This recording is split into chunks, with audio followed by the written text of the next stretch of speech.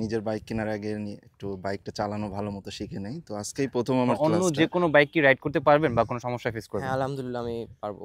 Confidence তো আছে? জি। ফার্স্টে যখন তাদের সাথে ফোনে কথা হয়, হ্যাঁ, তাদের ব্যবহার আমার কাছে খুব ভালো লাগছে।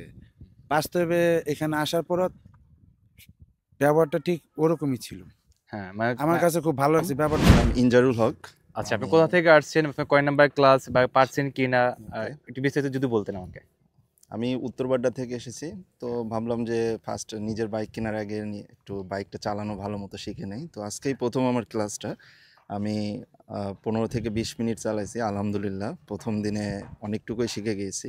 আচ্ছা। তো আশা করি নেক্সট ২ বা ৩ ক্লাসে একদম A to Z আমি আচ্ছা, আমরা আয়ত্ত কিন্তু করতে রেগুলার পারবো। হচ্ছে ১ ঘন্টা করে সময় দেই। জি, জি, জি। আপনি কিন্তু ২০ মিনিট দিছি আর আপনার সময় দিব। 100%। ঠিক আছে? হ্যাঁ। আর তিনি যতটুকু পাইছেন ব্রিফিং দিচ্ছে বা রাইড করছেন, স্ট্যান্ড আপ। হ্যাঁ, স্ট্যান্ড আপ ফর কোনো সমস্যা নাই তো? হ্যাঁ। আচ্ছা, সেখানে আরেকজনকে ইয়া করেন। ওকে, থ্যাংক ইউ। লালবাগ থেকে এসেছি তো বাইক শেখার ইচ্ছা ছিল, তাই এখানে যোগ দিয়েছি। তো এখান থেকে মোটামুটি ভালোই শিখতে পেরেছি।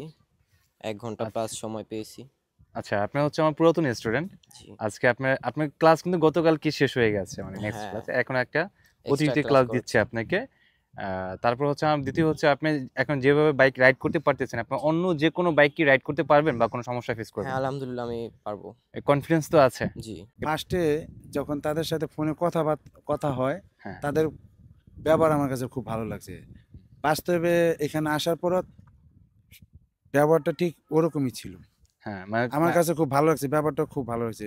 প্রশিক্ষণ আশা করি অবশ্যই ভালো হবে। অবভিয়াসলি কিন্তু ইনশাআল্লাহ। আমার এখানে সবচেয়ে থেকে ভালো লাগছিল তাদের আচার-আচরণ, ব্যবহার। এটা হ্যাঁ। খুব ভালো লাগছে।